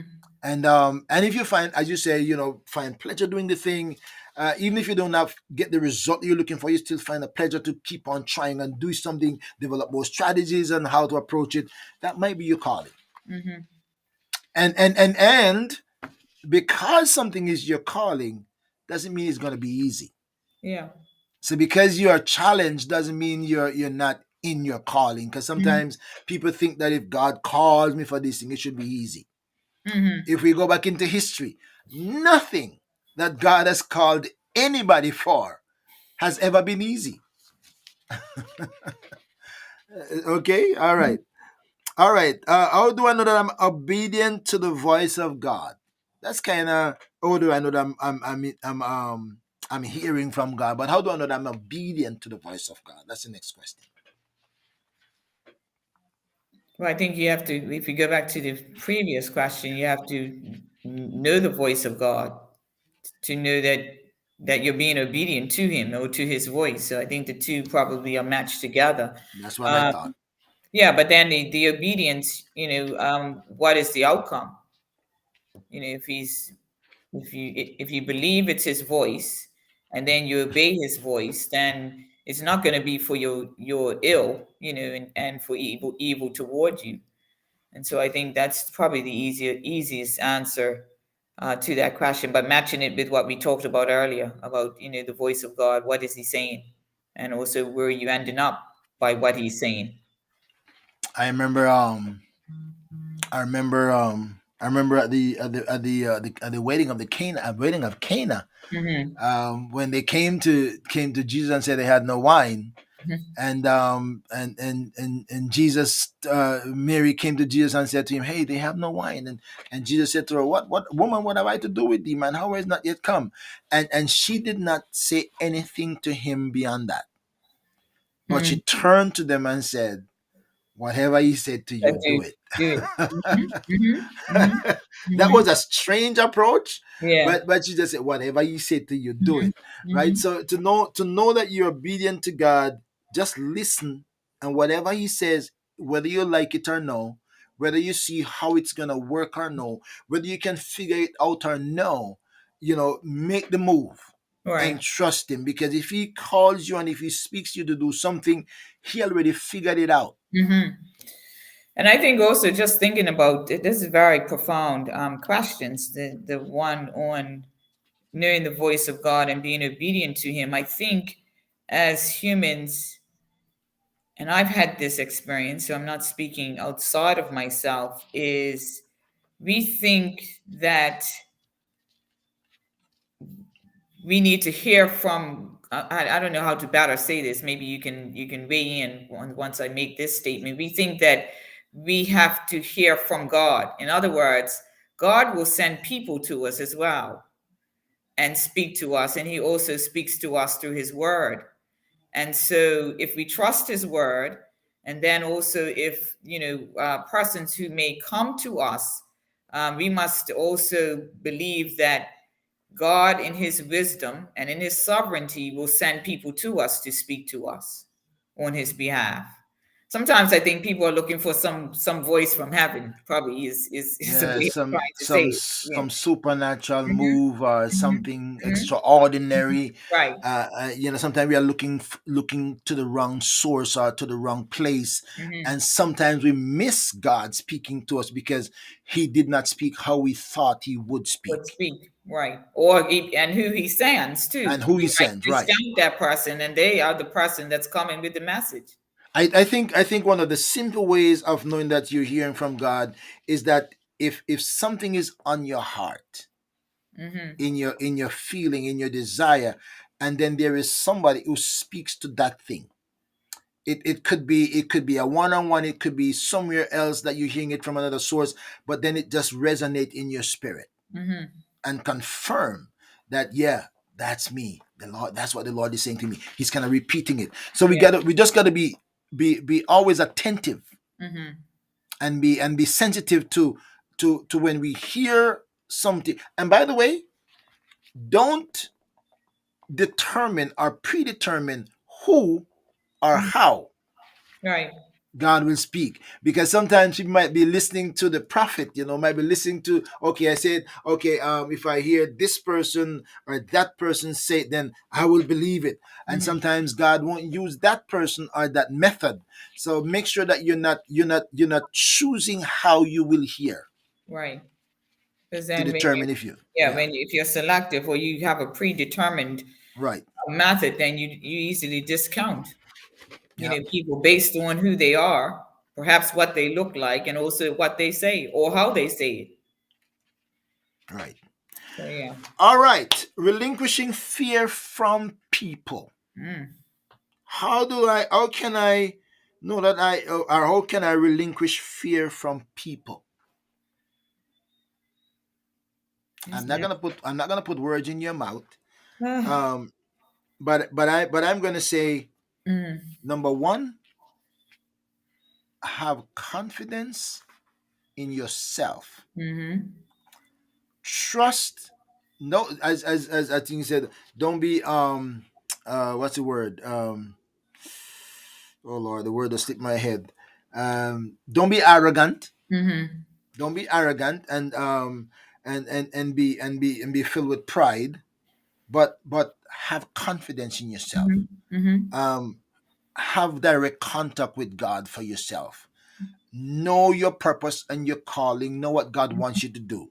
And even if others don't believe it and see it, and even others want to intimidate you, Mm-hmm. don't let others or external forces uh, paralyze you. Don't live under fear of others, because God has not given us the spirit of fear, but of power and of love and a sound mind. So I would just kind of turn my little piece in there to relinquish the fear from people. It's better to fear God than to fear people. Mm-hmm. And I think I would just add, have faith in God, rather than people. And I think, I mean, you have to, you may want to, person may want to understand, where that fear is coming from and why.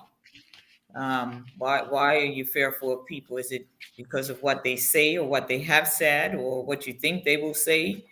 Um, are you, one attached to the opinion of others, and that's what drives you? And so, there's that fear because you don't know what people will say about you.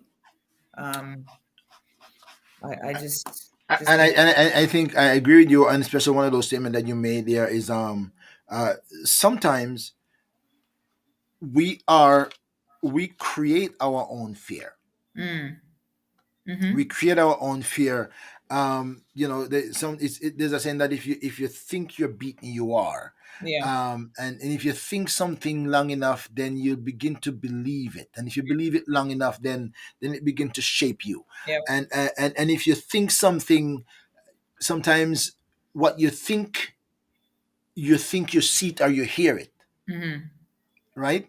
Because that's what your preconceived notion or feeling is, that, as you said, Dr. Ming, that don't, because something you don't think what people might be saying, what people gonna say, Mm-hmm.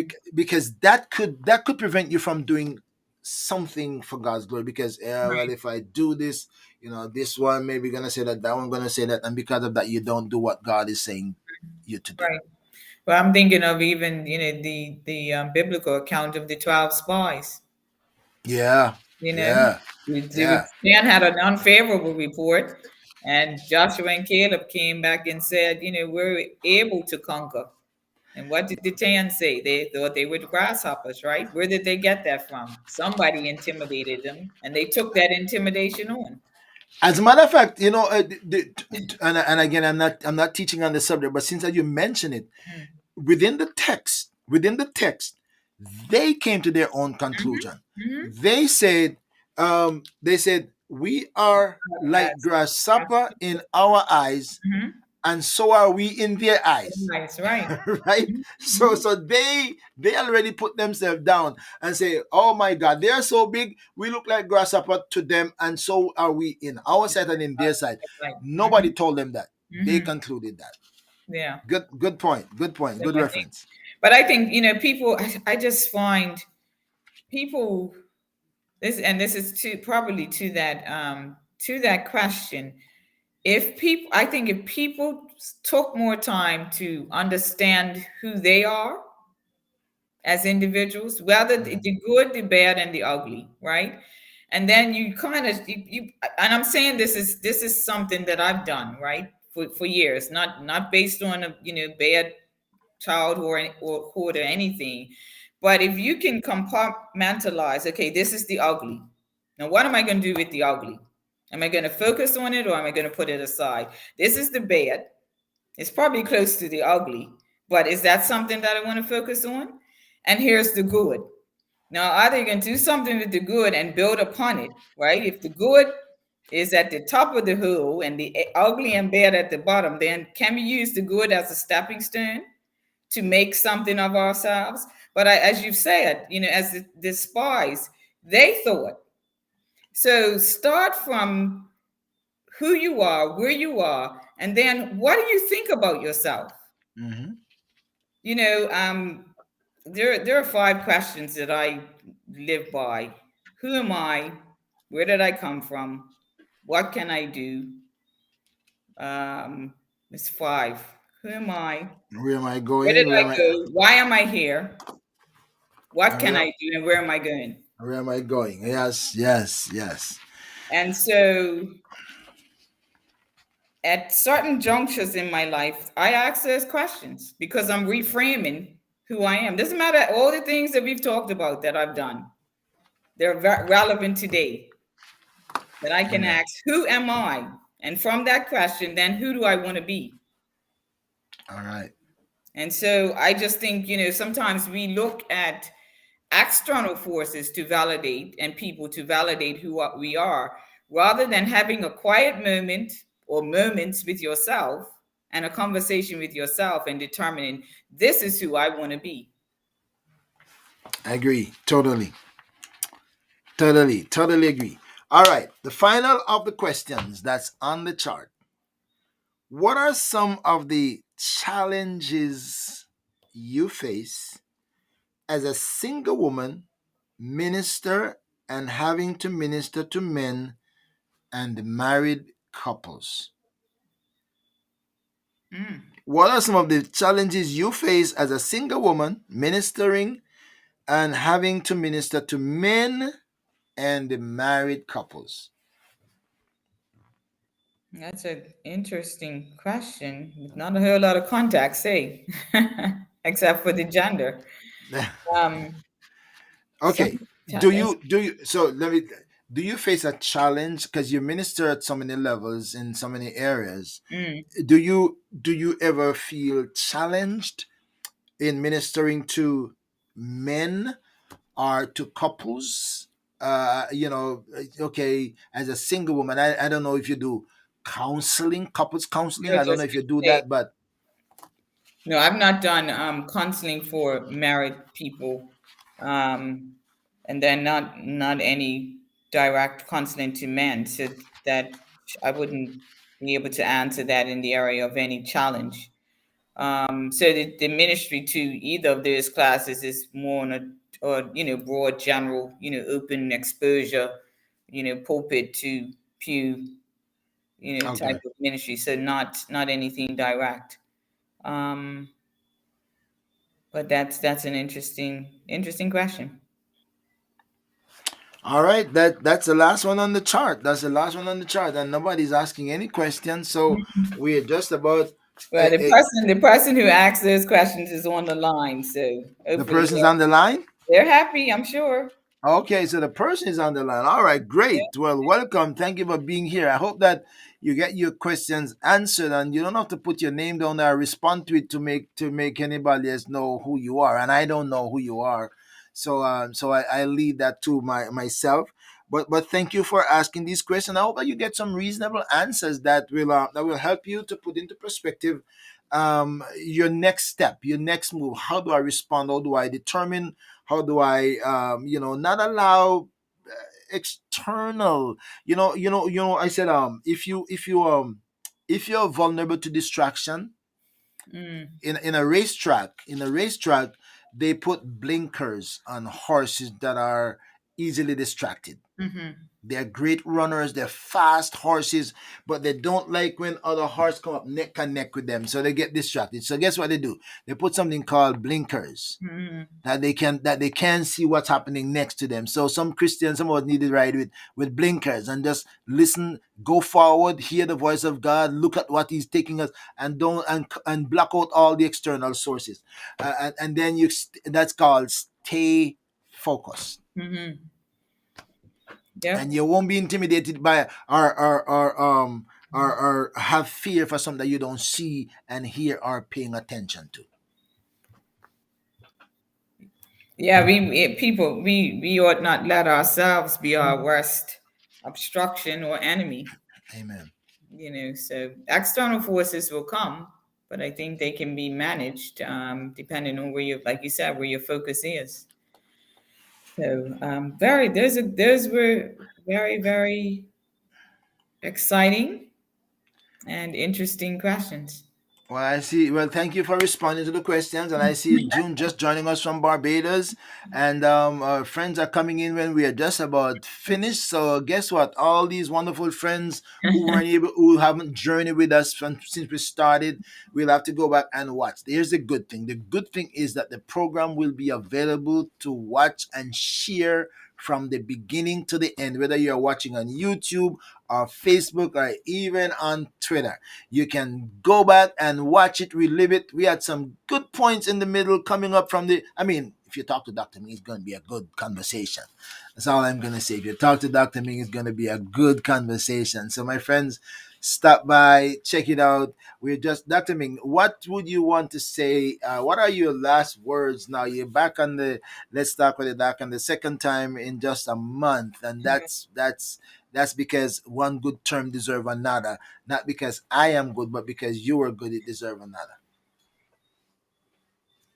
Wow, it's been really great to be on. The incredible interviewer is your title, Dr. Backfoot. That's your title, incredible interviewer, I didn't think you would have said that right on the air here. incredible interviewer. You Second know, time. you know, you know what? I see somebody just said something here. Said, "Blessings, Dr. Ming. I am watching your excellent interview." So okay, well, thank you for that.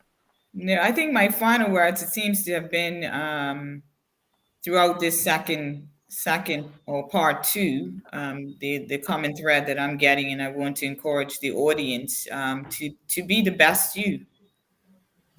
Be the best you. Nobody can beat that. If See you that? are You see that person that agree with you and say, "Oh yes, he is." That's my that's actually my last sister. okay, That's well, actually my last sister. somebody agrees with me. See, Yeah. Well, I mean that's my sister, so I'm assuming that she'd be generous and nice. That she would agree with that. But So she agrees with you, with me. Sorry, yeah. she agrees with me. Hmm. Hmm. Well, listen, you're an incredible guest. You're an incredible guest, and I don't know what you have not accomplished, and I don't know what you are yet to accomplish. But I hope that I'll be around. I hope that I'll be around a little bit longer to see what Dr. Ming will accomplish. Be your best you. And by the way, that person that just write that, I'm waiting to hear from you. That's between us. Oh, Okay. to that person? Yeah. That person that just write be your best you. I'm waiting to hear from you, and that's between us. And you know what? That's my daughter here, my spiritual daughter for God knows 40 plus years, and I've known her. Wow, Well, she's big in my journey. class. She's in my class. Oh, all right. She said she I came know to the she's PowerPoint. in the PowerPoint class, right? She said. Okay. Yeah, yeah. You remember that name, right? I know. I didn't remember it from the class, but I But remember you saw it and you know that, right? it tonight. Yeah, yeah. All right, all right. So now your friends are saying some things. You say excellent interview, Dr. Ming and Dr. Beckford. Was a really enjoyed the first and second time around. Thank you. Mm. And I help her on Fridays. All right. So she's making herself Okay, known okay. more and more. She's kind of putting it out there. All right. I got it. I got it. I got it. Now you know who that is, Yeah. right? Okay. All right. That person has so many titles, so yeah, I had to figure out who that was. Yes, yes, yes. Okay, Well, got it. thank you, everybody. Thank you. Thank you. Now they're popping in. Yes, Now they're yes. saying Now she's things. identifying This is Lady herself. Blair. Yeah, this is Mhm. Lady Blair. All I right. So got you you. know that. I All got you right. now. Hmm. All right. Wow. I know that wherever I see it, I know it. I'm so familiar with that name. I know that name. My sheep in my voice, and I know them. Yeah. Well, you've Yeah. had some other supports. I have a friend that was is online who indicated he loves ties too. So Oh yeah. we have You're seeing some of what I'm not seeing around there. yeah, So he's said he loves ties. So we'll see. I All right. won't say maybe we'll talk about ties and shoes when we go offline so we can get an idea. Make it a little bit more when we get offline. When we get back into the green room, we can talk about ties and Yeah, shoes. we will not talk anymore about that. But that happy feet thing was one of the incredible stories that I've heard this evening, and that's resonating with me, and I'm sure there are a lot of people who that resonates with to know that you could be that kind, compassionate, caring, unselfish, that you'd want to do something for others just to make a moment a high moment in their lives. May God bless you with the Mhm. resources you need to continue to do well and to be a blessing to others. My friends, I've been talking to Dr. Ming, and maybe when she grow up a little bit more, she'll come back and do another Let's Talk with the Doc. Maybe when she expand into the Calvary, the Calvary Faith Ministries, maybe when that expands a little bit more, or maybe when the PowerPoint session has grown beyond what she could imagine, maybe we'll have her and some students on for the discussion of the training session. But she's an incredible lady. Her journey has been beyond one's imagination. Her contribution to the kingdom. She's a phenomenal woman. She has contributed so much to the kingdom of God. So professional. Excellence is her trademark, as she says, and she settles for no mediocrity. All right. So if you have anything to do, and all of you who are doing our class and PowerPoint, make sure when it's your time to present that you come up with the stuff, because you know that she won't take no second class stuff. Right? Love happy feet. I love that too. I really love the happy feet thing. I wish I was going to school, because chances are maybe I would get one of those shoes, and she say at any cost. I would have loved that, but it's not for people like me. So I'm not privileged. I'm not in Bermuda either, so I don't stand a chance. But thank you, my friends, for joining us on this journey. Thank you for spending your time. Thank you for your input. Thank you for your contribution. And don't forget, you can still share with your friends. It's not too late to share. If you are impressed and you think that there is something that came out of this that can be a source of inspiration to somebody else, then it's a good time to hit your share button no matter which platform you're on and invite others to join and to listen, and that they too can be a blessing. If you're not following me on Facebook, follow me, subscribe to my YouTube channel, and if you are on TikTok, check out ORB Ministries because I'm there too. We're taking it at every platform. We're taking it and spreading it around. Ministry everywhere. Outreach, Dr. Ming. We're gonna Mhm. reach out, and we're gonna reach out by using these social media platforms that God has blessed us with, and because there's somebody everywhere that needs to hear, and God gives the opportunity. We're gonna make good of it. God bless you, everybody. Have yourselves a safe. Look at that. Look at the numbers. The numbers are just kind of climbing up now that we are finishing. Apparently, they thought we were gonna start at 10 Oh. my time. Maybe they thought we were gonna start at 10 my time, but you're just joining us. Good time. We're just finishing. Good time now for you to take it from the top. Just rewind, relive, and enjoy all of it. Until next week, God's willing, I will see you again on Let's Talk with the Doc. Don't be disappointed. Don't be disappointed. You haven't lost anything if you just join us, because once we say goodbye, it will be there for you to just relax, get your coffee, get your tea, get your drinks, even your blanket, and just sit back and just enjoy it. God bless you, VM Blair. She's saying good night.